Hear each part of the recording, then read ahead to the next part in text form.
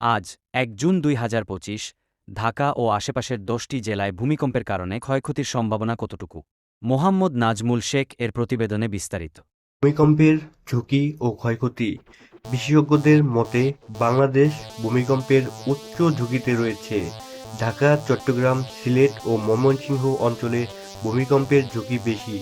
ঢাকায় অপরিকল্পিত ও অনিয়ন্ত্রিত ভবন নির্মাণ, জলাশয় ভরাট করে তৈরি সুইচ স্থাপনা এবং জনসংখ্যার ঘনত্বের কারণে এখানে ভূমিকম্প হলে বড় ধরনের ক্ষয়ক্ষতি হতে পারে। বিশ্ববিদ্যালয়ের গবেষণায় দেখা গেছে, ঢাকায় প্রায় ১৩ লাখ, চট্টগ্রামে ৩ লাখ ও সিলেটে ১ লাখ বহুতল ভবন রয়েছে। এই ভবনগুলোর ৭৫% ছয়তলা বা তার চেয়ে উঁচু। ৭ মাত্রার ভূমিকম্প হলে এসব ভবন ধসে পড়তে পারে, যার ফলে কয়েক হাজার মানুষের প্রাণহানি হতে পারে। প্রস্তুতির অভাব ও প্রয়োজনীয়তা। বিশেষজ্ঞরা জানান, বাংলাদেশ ভূমিকম্পের পূর্বাভাস দেওয়া সম্ভব নয়, তবে ভূমিকম্পের ক্ষয়ক্ষতি কমাতে প্রস্তুতি নেওয়া জরুরি। ঢাকাসহ অন্যান্য শহরে নিয়মিত মহড়া, ভবন নির্মাণে মানসম্মত উপকরণ ব্যবহার এবং জনগণকে সচেতন করা প্রয়োজন।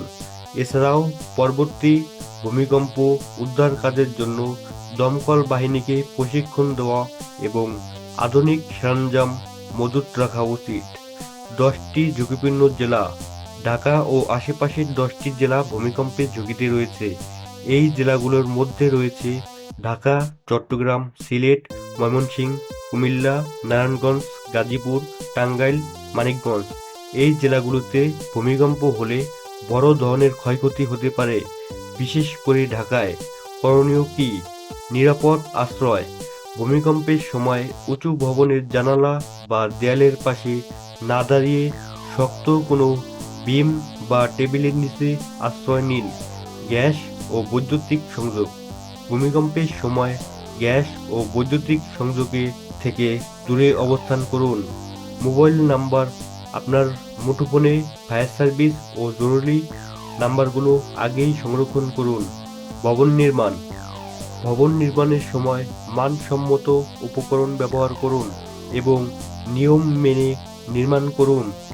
সচেতনতা। জনগণকে ভূমিকম্প সম্পর্কে সচেতন করুন এবং নিয়মিত মহড়ার আয়োজন করুন। ভূমিকম্পের পূর্বাভাস দেওয়া সম্ভব নয়, তবে প্রস্তুতি নিয়ে ক্ষয়ক্ষতি কমানো সম্ভব। ঢাকা ও আশেপাশের ১০টি জেলা ভূমিকম্পের ঝুঁকিতে রয়েছে, সুতরাং সবাইকে সচেতন ও প্রস্তুত থাকতে হবে।